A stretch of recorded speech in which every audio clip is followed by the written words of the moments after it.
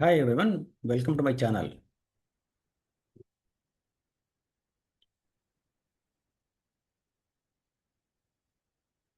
Yeah, last video we discussed about epidural hematoma, EDH. Now in this video we'll discuss about subdural hematoma, SDH, the various clinical features, diagnosis, CT scan findings, and management. So SDH, subdural hematoma, is one of the common neurosurgical emergencies. It is seen in trauma patients. What is SDH? SDH is accumulation of the blood between the dura and arachnoid. It is due to rupture of the bridging vein in the subdural space. The bridging veins, they drain the venous blood from the brain parenchyma into the dural venous sinus, like superior sagittal sinus. When these subdural veins, they traverse the subdural space, they get ruptured during trauma. But the difference between the EDH, extradural hematoma, and this subdural is extradural hematoma, the bleeding is from middle meningeal artery. That was arterial bleed. This is subdural is venous bleed. Coming to meningeal anatomy, the brain parenchyma is covered with three layers: the innermost pia mater, middle arachnoid mater, and outer dura mater. So in this subdural hematoma, the subdural means below the dura. So it is accumulated between the dura and arachnoid. That is subdural hematoma. So depending upon the timeline of the injury, the SDH are three types. Acute is less than 72 hours from the trauma, and subacute is between 3 days to 21 days, and chronic is more than 21 days after trauma. So coming to etiology, most common cause is head injury following trauma and falls in some patients with anticoagulants like warfarin on for valve replacements. On alcoholics, these subdural hematomas are very common. So why chronic subdural hematoma are very common in elderly? In elderly people, the brain is atrophied. So there will be a lot of space in subdural region, and these subdural veins, they traverse the subdural space and they get stretched. Even minor trauma like trivial fall in the elderly people, in alcoholics, they have the subdural bleed. So coming to acute subdural hematoma, acute is following severe trauma to the brain, and patient will deteriorate rapidly in case of rapid acute subdural hematoma. Why it is so severe? Because the underlying brain parenchyma is also damaged. So in case of subdural hematoma, along with the bleeding and subdural space here, and underlying brain parenchyma is damaged. So brain edema, brain contusion, SAH, different pathologies in the brain also there. Along with subdural hematomas, the brain parenchyma is also damaged, so they have poor prognosis and rapid deterioration. Coming to chronic subdural hematoma, it is slow onset. Sometimes it mimics some dementia, memory disturbances. The clinical features of subdural hematoma ranges from headache, vomiting, seizures, and focal neurological deficits like hemiparesis will be there.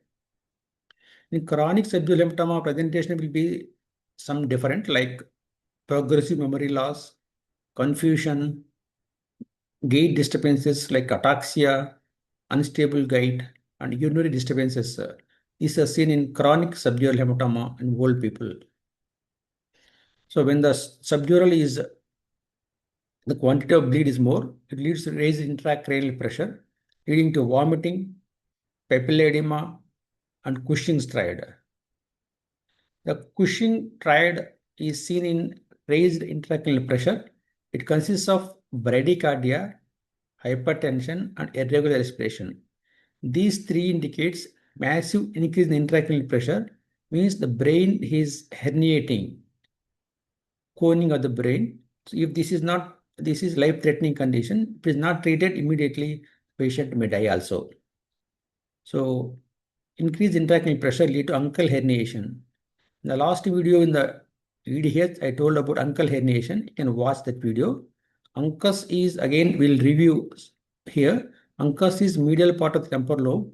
If there is accumulation of the bleed like EDH, SDH, it will push the medial temporal lobe towards midline. So medial temporal lobe uncus is pushed towards midline. On the medial edge of the uncus, there is third nerve or oculomotor nerve that get compressed, leading to dilatation of pupil. So pupil asymmetry will happen. If see any patient with the pupil asymmetry, means one side of pupil is dilated, another side normal. It is very dire emergency. You need to act immediately. So asymmetry or pupillary asymmetry or anisocoria is life-threatening condition. You need to act immediately the moment you see the pupillary dilatation in one eye. Diagnosis of SDH is CT scan in the gold standard. I told in the last class also, the investigation of choice for trauma head injury is CT scan, not MRI. The reasons being, one, it can be done very fast. It takes less than 1 minute. And the blood is easily seen in case of CT scan. Acute blood is hyperdense, white color, and associated fractures, skull fractures are easily seen on CT scan. So in case of head injury, it is CT scan is the investigation of choice, not MRI. But here, chronic SDH, sometimes MRI helps. We'll see the MRI films also for SDH in the next maybe slides. So this one, the classical CT finding of acute SDH. It is white shape or hyperdense here. It is crescent shaped. You can see the crescent means moon shaped or concave shaped. You can see the blood just adjacent. This is white one is skull, thick outer one is skull. Just underneath the skull, you can see the thick white crescent shaped, moon shaped, all this one. This is called acute subdural hematoma. It crosses sutures, unlike subdural hematoma, epidural hematoma. Epidural hematoma doesn't cross sutures. I told in the last class in the epidural hematoma also. Why? Because the dura is tightly adherent at suture line, so it will not cross. EDH will not cross sutures, but SDH crosses. And CT findings may also show midline shift if there is massive bleed. So this one I'll show. This white hyperdense, the moon-shaped, crescent-shaped subdural hematoma. This is called the midline shift. Normally, midline shift, when do you call midline shift? First, we should know what is midline. Midline is formed by either falx cerebri, that is fold of dura separating the two cerebral hemispheres here, and septum pellucidum. This separates two lateral ventricles. So they form midline, falx cerebri and septum pellucidum. If there is accumulation of bleed, either SDH or EDH, it will push the brain, the hemisphere to opposite side. So the midline, which is normally present here, get pushed here. So that is called midline shift. Here, acute SDH with midline shift you can see. So when you see the acute and chronic SDH and CT scan, acute SDH is that white hyperdense shaped. In case of chronic SDH is seen after 3 weeks of trauma. This blood is converted into the less dense, or you can see hyperdense white. It is light colored when compared this one. So sometimes same parenchyma, same density as brain surface also. This is called isodense or hyperdense. Sometimes chronic SDH is sometimes difficult on CT scan because of this density of the blood becomes same as brain density. So chronic SDH, the MRI can be better. Next question is how to differentiate, what the difference between the SDH and EDH. The SDH, the subdural hematoma, is venous origin. It is crescent shaped and will not cross sutures. and acute SDH is hyperdense or white, or chronic SDH is hypodense or isodense, means it is less denser than the brain surface, the same dense as brain surface. So EDH is arterial. It is lens shaped. It doesn't cross suture lines. This is the difference between the EDH and SDH. So you can see the same, both bleeds in the same scan.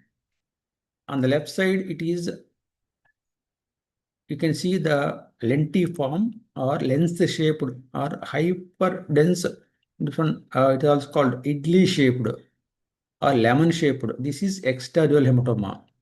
Here it is moon shaped or crescent shaped, or you can say here banana also sometimes mimics. So it is banana SDH and this is lemon shaped on EDH. You can compare. So treatment depends upon the type of SDH. If it is chronic SDH, burr hole evacuation is sufficient. Why? Because in chronic SDH, the blood is liquid in nature. So we can put burr hole and we can evacuate the SDH. Yeah, but in case of acute SDH, burr hole will not be sufficient. Why? Because the clot here is very thick, unlike chronic subdural hematoma. So we need craniotomy and evacuation of SDH. Craniotomy is elevation of flap of skull. Then comes indication for surgery. The midline shift is more than 5 mm. Thickness of SDH is more than 10 mm and GCS is low. These are indication of surgery in case of SDH. So chronic SDH has best prognosis. Why? Because the underlying brain parenchyma is normal. Only the subdural space is filled with blood. Whereas acute SDH has very poor prognosis because the underlying brain is injured following severe trauma.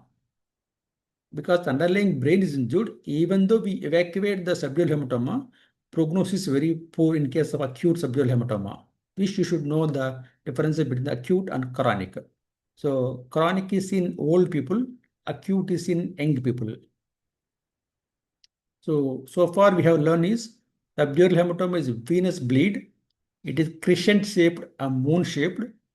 Chronic SDH is very common in elderly and alcoholic patients because of the brain is small or shrinked. Acute SDH has very bad prognosis.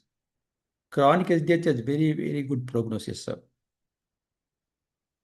So you can watch my previous video on EDH. If you find this video helpful, please like, share, and subscribe.